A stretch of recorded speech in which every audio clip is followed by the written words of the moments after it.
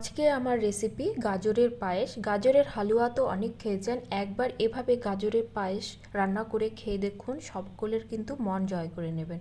রেসিপিটি শুরু করার আগে একটি অনুরোধ, ভিডিওটি ভালো লাগলে লাইক কমেন্ট করবেন এবং সাবস্ক্রাইব করে পাশে থাকবেন। পায়েস করার জন্য আমি এখানে 200 গ্রামের মতো গাজর নিয়েছি। গাজরটা ভালো করে ধুয়ে নেব। এবার আমি গ্রেটারের সাহায্যে গ্রেট করে নেব।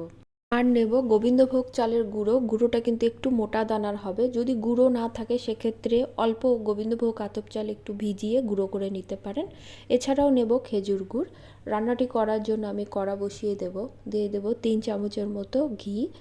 ঘিটা মেল্ট হলে আমি 2টো এলাচ থেতো করে দেব। ঘিয়ের সঙ্গে একটু সাঁতলে নেব, এতে ফ্লেভারটা কিন্তু খুব ভালো আসে। এবার গ্রেট করে রাখা গাজরটা আমি দিয়ে দেব। গ্যাসের ফ্লেমটা একদম লোতে থাকবে। 3 থেকে 5 মিনিট গাজরটা আমি ভালো করে ভেজে নেব। গাজরের কাঁচা গন্ধ চলে যাওয়া পর্যন্ত কিন্তু ভালো করে ভাজতে হবে।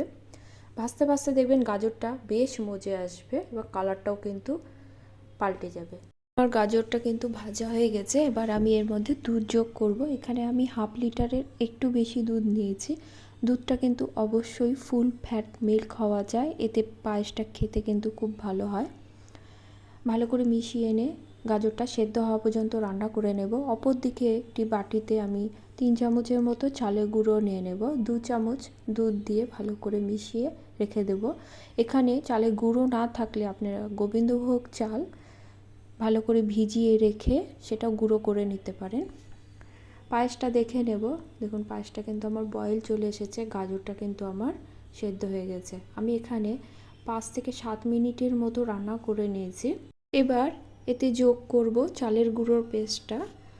চালের গুঁড়ো পেস্টটা দিয়ে কিন্তু অনবরত নাড়তে হবে, নাহলে চালের গুঁড়োটা কিন্তু দলা পেকে যেতে পারে।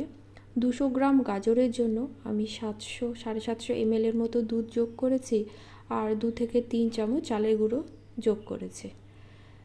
2 থেকে 3 মিনিট নাড়তেই দেখুন বেশ কিন্তু ঘন হয়ে এসেছে। এবার মিষ্টির জন্য যোগ করব খেজুর গুড়। শীতে যে কোনো পায়েসে খেজুর গুড়টা কিন্তু বেশ ভালোই লাগে। আমি এখানে গুড় দিয়েছি, আপনারা চাইলে চিনি বা কনডেন্স মিল্কও ব্যবহার করতে পারেন। গুড়টা গলে যাওয়া পর্যন্ত আমি রান্না করে নেব।